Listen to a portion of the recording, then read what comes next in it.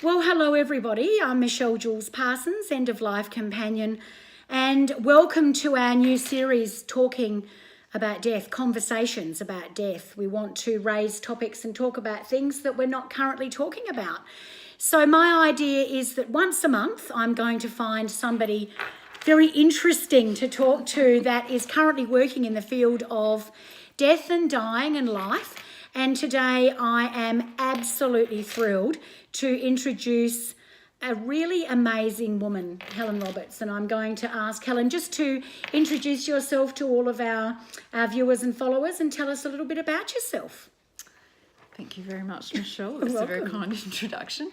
Hello everybody. My name's Helen Roberts and I call myself an end-of-life guide or a death doula. There are many titles for the work that we do. I started out my career as a paediatric intensive care nurse I didn't know that about you. At the Women's and Children's Hospital, Right. and I worked there for 28 years, which gave me a interesting grounding for conversations about death and experiences of families with children who were terminally and critically ill. I learnt a lot, although I always say it taught me a lot more than I taught it or I gave it. Yeah, it really was. I then became a photographer, and through my photographic work I found an organisation called Heartfelt, and we're a group of photographers Australia-wide, professional photographers Australia-wide, that photograph stillborn, extremely premature and sick and dying children. And I've been the state coordinator in South Australia for about 11 years. And we do about 130 sessions every year in South Australia. That many? Yeah. Gee. And we do about 1,600 nationally as an organisation. Wow, I didn't know that either. Yeah, You're going to learn a lot of things on these conversations. So, obviously work that we wish we didn't have to do, but of course. If anything I've learnt in my life is that children do die. And it is the natural order of things, however difficult that is for people to manage. Yeah, because I guess as human beings we don't envisage saying goodbye to our children in our lifetime, and it's heartbreaking. And to us it doesn't seem like the natural course of life, but it is a natural course. It's just a really hard one to deal with. It is, and I not for 1 minute do I. It is a very sad time, and it's very difficult for families to manage. And I also volunteer for palliative care South Australia, and I go out and visit people in the community, and I've been doing that for about 4 years. Wow, and you so are a busy about girl. 5 or 6 years ago, I decided to do some study and combine the things I'd learned in life. And I really see a need and a bit of a gap in the process and conversations we have around dying in our society. Or lack thereof. Yeah. Need be, the show. And Yes, look, I was very privileged to meet Helen. We've both studied with some amazing women. We've studied under Zenith Farrago, the Death Walker, and we've studied under Sarah Kerr from Soul Passages in Canada, and we both have a passion to encourage people to talk about the conversation that no one's having. So to talk about death and to talk about dying and to talk with your families and loved ones about what you want when you die and what you don't want when you die. And the reason I wanted to interview you was your work as a death doula. So a lot of people may be watching the show for the very first time. I wondered if you could maybe explain to us what a death doula actually is and what that role entails. Sure. So a death doula is somebody who supports and serves either people who are dying or their families and friends, and even the wider community sometimes. It's really a role that's been around for many, many thousands of years. A lot longer than we think. Birth doulas these days are quite common, and in lots of ways the process of being born and dying are very similar. They both can be hard, they both can be painful, but they also are both, well, birth more so. You know, there are people welcoming the baby into the world, people are being educated about the process of birth, and I really see that this role is a little bit the same. It's about providing a loving, caring environment for people to leave this world, and realising that sometimes it is painful, but it can be a beautiful experience. But I don't think we give enough heed to the process of dying these days. We still don't want to say the word, let alone talk about the process. I was doing an interview last week, and we were talking about the cycle of death, and we were talking about, in Victorian times where, there was a 7-day mourning period. So people gave themselves, there was a black bowl on the door, everybody in the community stopped, everybody knew that someone in your family had died, people would bring meals. On the 7th day would be the burial. We had time to grieve. We had time to prepare the body. It was a community involvement. The undertaker, as they were known at the time, or the death doula of that time, would come to the home. The family would prepare the body, the coffin would be made, and then on the 7th day, the burial would occur. Now, as I was saying in an interview we did at the beginning of the week, somebody dies on a Sunday, family are flying in on a Monday, they'd like the service on a Wednesday, they get to the end of the week, and the whole week has been a complete stressful whirlwind because we're not giving ourselves time. And I think the one thing I've certainly learned through the people that we've collectively studied with is taking time and ritual is really, really important. So I guess as a death doula, what would happen? Somebody would find that they're terminally, or how does someone engage a death doula? Well, in a manner of ways, I suppose. I mean, I have a presence online. I think mostly it's word of mouth. And so, families will refer within families and to friends to find a person, or me. And that can be really at any stage of the process. So it can be at diagnosis of terminal illness, and I can be a support person at medical appointments, or start those initial conversations that people might want to have if they've got questions about their the illness and the process. Or it can be a little later in the piece when people are starting to really feel the symptoms of their treatment, or their lack of treatment, and how they might manage that. And then it's just being a support person that comes in, not attached to the family, who can actually have conversations with people about... Is that the key, do you think? Not having that established relationship and being a family member means that... Yes, I certainly think that makes a difference. I think people are more likely to talk to a third person who is obviously... the qualities for this kind of role are things like being non-judgmental, compassionate, kind. Listening is a huge component of this sort of work. You would be a listener. And I think people appreciate honesty sometimes. They'll go, nobody else will talk to me about these things.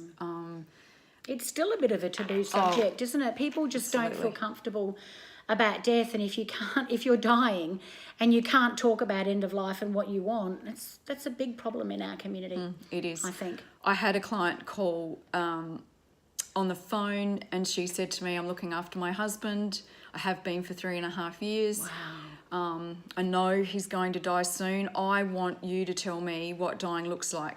And she wanted a practical conversation about what that might look like for her husband, and if you how haven't she can manage experienced it that before, how do you know? Yeah, well, you don't, because as you said before, we've really taken dying out of life, out of our communities. We've handed it over We've to handed others. it over to hospitals, and we've really medicalised death, and the funeral industry. We've made it a bit sterile too, haven't we? And I say that there is definitely still a role for people to die in hospitals. Oh, of course. And certainly traditional funerals are still part of the whole industry, and I think people appreciate choices, because there are so many choices out there that people just don't know. And I think we were having lunch today and talking about what we were going to discuss today, and I said to Helen, I'm obviously a funeral celebrant. I work with funeral homes, but funeral homes can only guide you so far. It's really important that you know what you want, and the funeral homes are there to support you. I mean, yes, you know, in other states and other countries, people can go in and do everything for themselves, but we're not quite there yet with South Australia. We're a little bit behind the 8 ball, but I think that, you know, knowing what you want and what you don't want, there are people in all of these different communities. We're all evolving, we're all learning and supporting each other. But I think what I've learnt the last few years especially is we've lost that sense of death community. Would you agree? Yes, Do you? yeah, absolutely. And, you know, things like caring for the body at home, you can actually organise your own funeral for your family member, but it is quite Complex a and complex involved. task. And some people would definitely not want to do that, but there may be some people that do. And I know this lady I worked with, in the end, you know, she didn't realise she could have a funeral in her lounge room with her husband's body there. Don't mind the sound of the coffee machine switching off in the background in our multi-million-dollar office here. But and that's what we did. Yeah. We had a funeral at home. He was Wow. in the lounge room. All his friends were there. There was his music in his home, and it was a wonderful experience that she never realised could be possible because nobody had said anything to her. So some of you watching today might not realise that you can actually die at home. There are death doulas working in our community. So your role was seeing your client through the dying process to death and then beyond with the family. And we made I didn't work with the person who was dying. I only okay. worked with his wife. Right, And, okay. It was an evolution. You know, we talked about the process first, and then we got on to funeral planning and what he wanted and the options that were available. But it's choice. And It's we having also, a choice. It is, and we also made a couple of plans. And so I always say plan A is great, and that would be in the perfect world how a course. person would like Of to course. be, but that doesn't always happen. No. Death is unpredictable. Death happens And you don't know when it's going to happen suddenly. a lot of the time. It takes a long time. Yeah. It's unpredictable. And you know, plan B was the plan that happened in the end. He wanted to die at home, but unfortunately there was an acute something happened and he was admitted to hospital. Yeah. But at least she knew what to expect from the process, and that was a real sort of gift for her to have at that time. And you know, I sound like I'm pulling my own shame, No, not at all. but she was very grateful to have those conversations earlier on in the piece, and I think that's the key. I think, and you've just hit the nail on the head too, because, you know, I'm very, as you know, very passionate about having conversations about death, getting people involved in death, empowering and talking to our children about death, but we don't say what we want. We're not having that, and we're leaving it to the last minute. So, you know, all of a sudden a family member dies and we're like, well, did you know whether they wanted to be buried or cremated? We never had the conversation. Do they even want a funeral? Like some people don't want a funeral. Did they want to donate their body to medical science? To make these decisions at the time when somebody's died, particularly unexpectedly, is really hard. So I want to start the conversation, not because, you know, we're waiting until we've been diagnosed with a terminal illness and we know we're going to die. We can have a conversation over lunch and say, you know what, Helen, if anything happens to me, I really should get my life affairs in order because this is what I want, this is what I don't want. And I have an advanced care directive. I've had the conversations. I have a purple folder. Yep. Because I love purple. Beautiful. Purple's here. In the lounge room with all the instructions. Yep. I've interviewed my children about what they might want. Okay, that's a great idea.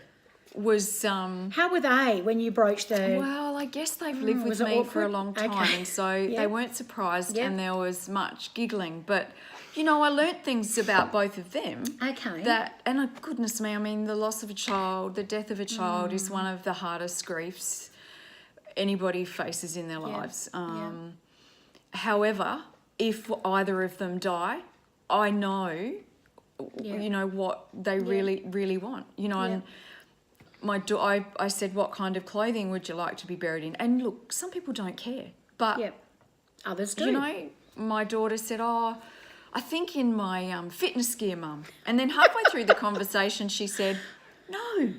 My Peter Alexander pajamas. Got to be comfortable and warm. And I That's know right. they're silly little things, No, but it's a way in with a little bit of humour. And I also think that humour has a role to play in context sometimes with these conversations. They lighten the conversations because they can be heavy and dark, but they're necessary they conversations. And I think people can have a better experience through their dying or even the death of a loved one if they have a little bit of an idea about what might happen next and just the whole process. Just do it. We just don't know. People, you know, how many of you have seen a deceased body? How many people have been through the process? You know, we don't see death in our lives anymore, except the fantasized deaths on televisions and that it's not violent like that. and dramatic Correct. or so sickly sweet that it's a hallmark death. Yeah, a hallmark death. And it doesn't work like that. It's a whole, Right. we have this perception that everything is going to be beautiful and that I'm going to be, you know, sitting next to you, longingly touching your face as you take your last breath. And sometimes that sometimes does happen. it happens. A lot of the time it doesn't happen. So although I think generally, if people understand more of the process, and they can prepare, can be a better experience. there can for be people. great beauty in death. Oh, there is great beauty Absolutely. in death. I've seen it many times, and it's a real privilege. And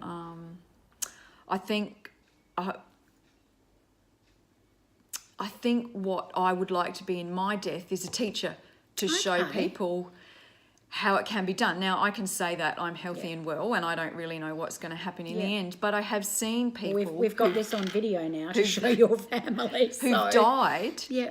that are teachers. Yeah. They are accepting, they have this aura of Yeah. peace and love and knowing. wholeness and Wisdom. knowing, and that's a beautiful thing. Yeah. But I think because we deny death so much, those kinds of experiences are lesser. If someone's watching our podcast at the moment and wants to get in touch with you or wants to know more about your role as a death doula and what you do in the community, how can they get in touch? I have a website called Graceful Dying, so it's just www.gracefuldying.com, and I have a Facebook page called Graceful Dying. Yep. And I'm always on the other end of the telephone. And I'll certainly pop your details up on the post. I'll be promoting this on Facebook and on YouTube, a brand new YouTube channel. So I'll definitely have your contact details on there. But thank you for joining us for our inaugural conversation about death and for being so honest and upfront about what you're doing and for talking about it with such love and passion. I just think you're amazing. So thank you. Thank you. Yes, the work you do is pretty amazing We're too. pretty lucky to do what we do, aren't we? We are very, very, lucky. very So- grateful and very privileged, Excellent. although that word is overused these know, days, it but I will mean be. it in the most humble kind of sense. Well, Thanks thank very you, much, and thank you to Michelle. all of you for joining us. If you have any questions or queries, please, by all means, touch base with Helen on her Facebook page or through mine. I'll put up all the links in the bottom of the post. And make yourself a cup of tea, sit with a friend, and have the conversation. Nice to talk to you, Helen. Thanks for watching. Okay, bye. Bye.